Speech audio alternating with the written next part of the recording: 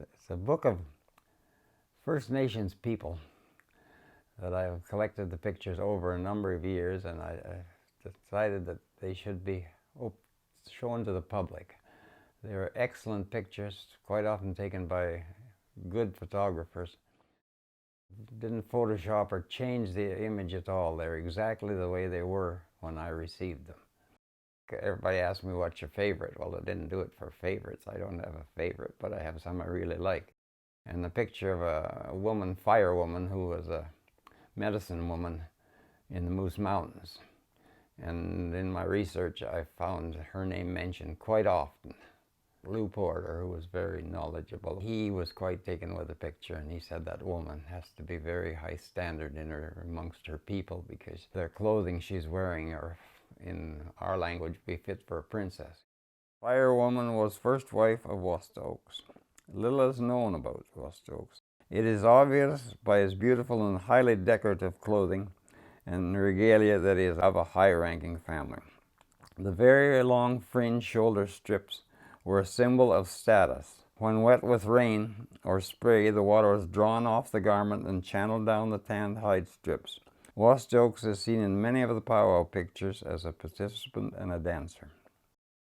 Originally, I found these pictures they were postcard size, but as the time went along, I discovered a box of over 200 glass negatives, celluloid negatives, and pictures.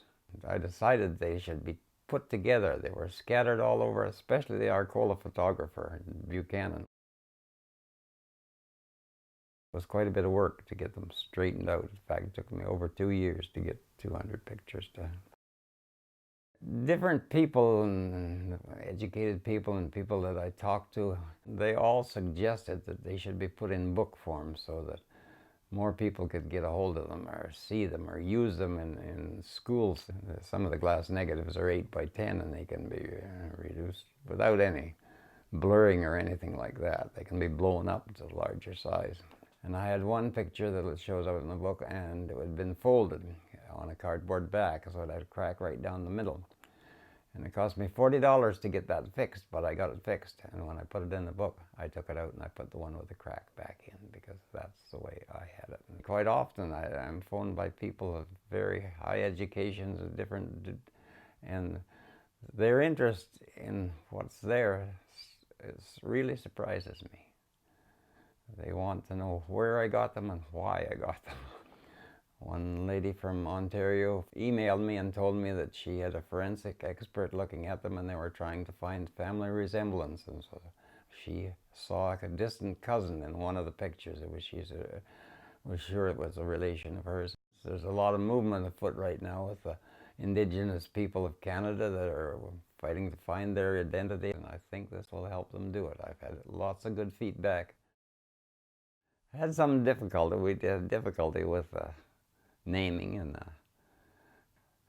this gentleman he came over here when he was, I believe, 18 years old, and he spent 8 years at Moose Mountain, Cannington Manor, farming, highly educated.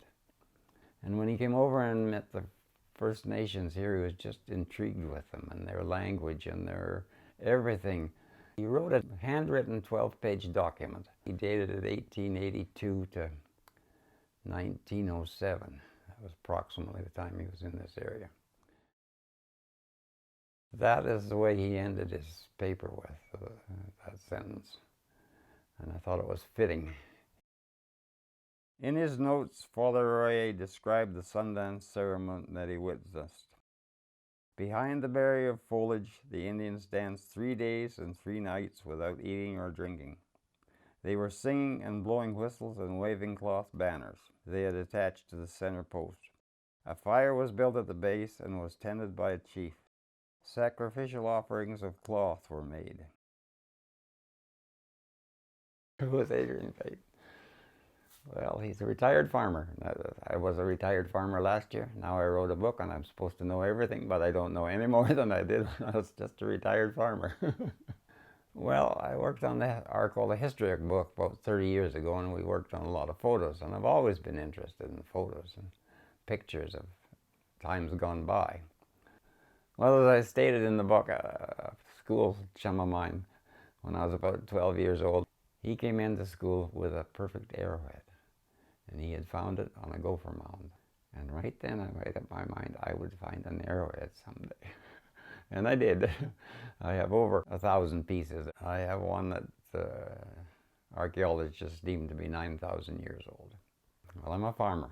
I'm out farming, and I like arrowheads. I trained myself to look for arrowheads from the tractor.